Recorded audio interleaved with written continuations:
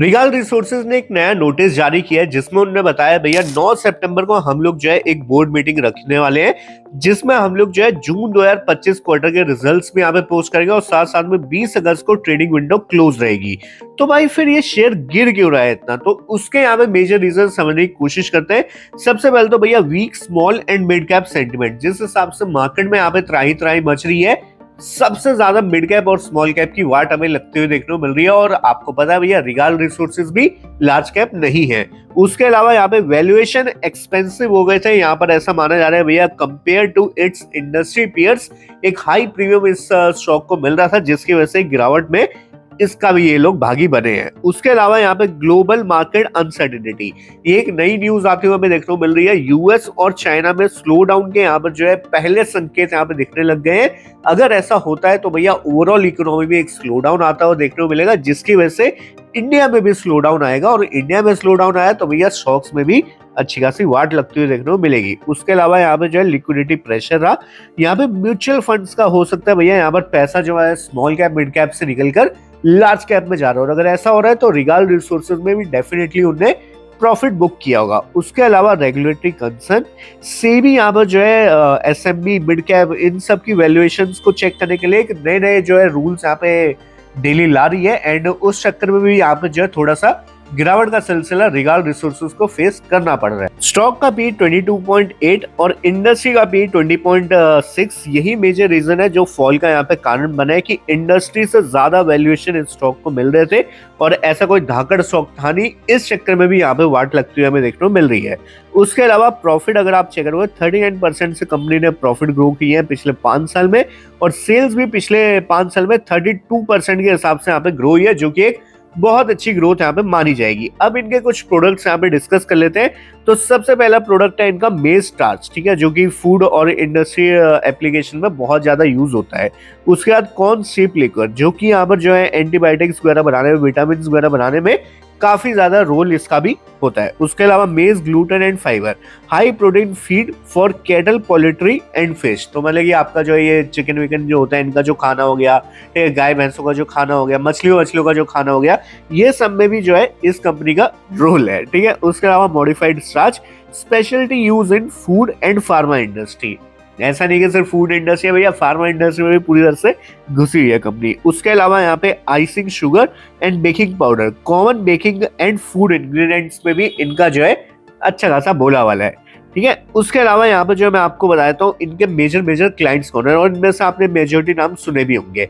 पहला आ गया आपका इमामी पेपर, ठीक है। उसके बाद आपका century pulp and paper, Genus paper, इनके कुछ के तो शेयर भी लिस्टेड है। उसके अलावा यहाँ पे माइंग कैटल फूड और खुश प्रोटीन प्राइवेट लिमिटेड, ये इनके मेजर क्लाइंट्स हैं। वीडियो को गाइस यहीं पे लाइक कर दो, चैनल कर दो सब्सक्राइब। ऐसा कंटेंट बनाने में बहुत मेहनत लगती है, तो प्लीज सपोर्ट करिएगा। आओ फटाफट से अब यहाँ पे रिगाल रिसोर्सेज के हम लोग सप्लाई चेन यहाँ पे डिस्कस करने वाले हैं। सबसे पहले देख लो भैया मैन्युफैक्चरिंग कहाँ होती है।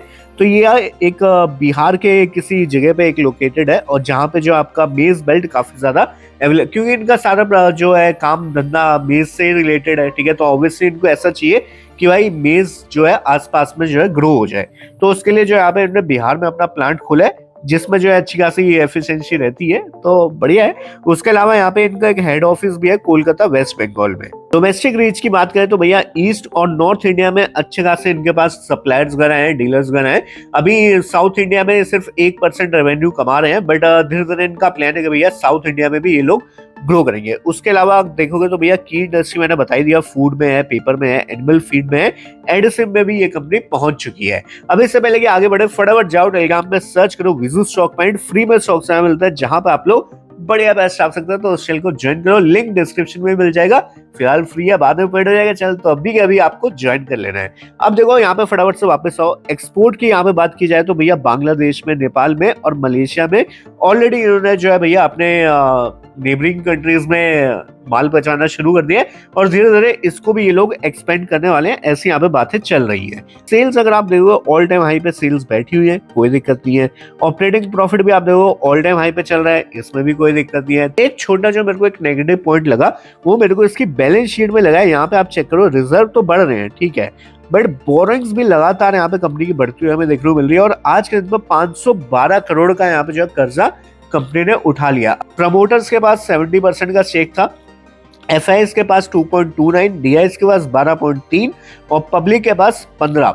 ठीक है, और मुझे पता नहीं ऐसा क्यों फील हो रहा है कि भैया यहाँ पे डीआईएस और एफआईएस माल बेच चुके हैं और थोड़ा सा जो उनने पब्लिक को ऑलरेडी चिपका दिया है। ठीक है, ये एक थोड़ा सा नेगेटिव पॉइंट हो जाएगा, बट आने वाले टाइम में ग्रोथ पॉसिबल है। और ग्रोथ क्यों पॉसिबल है? रिगाल रिसोर्सेज में स्ट्रॉन्ग रॉ मटेरियल बेस है, ठीक है, लोकेटेड इन इंडियाज मेज belt, ensure steady supply and lower cost.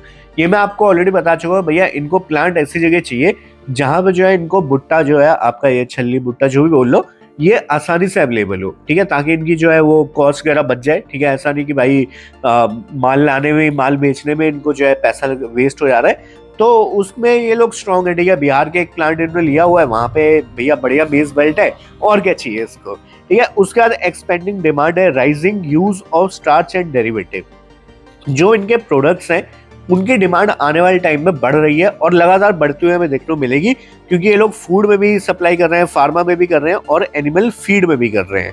इसके अलावा एक्सपोर्ट पोटेंशियल, ठीक है, ग्रोइंग रीच इन Bangladesh, Nepal, Malaysia, boost future growth. और ऐसा नहीं है कि वहाँ पे एक बार सप्लाई करके रुक गए, नहीं, वहाँ से लगातार इनको जो है बार बार मिल रहे हैं प्रोजेक्ट कि हाँ भैया हमारे लिए ऑल माल लेकर आओ करके। ठीक है, उसके अलावा इंफ्रा की strength, large storage capacitive power and eco friendly ZLD system support भी इनके पास अवेलेबल है। वो बढ़िया भैया, इंफ्रास्ट्रक्चर भी स्ट्रॉन्ग, ऐसी कोई दिक्कत नहीं है। उसके अलावा डाइवर्सिफाइड प्रोडक्ट्स हैं।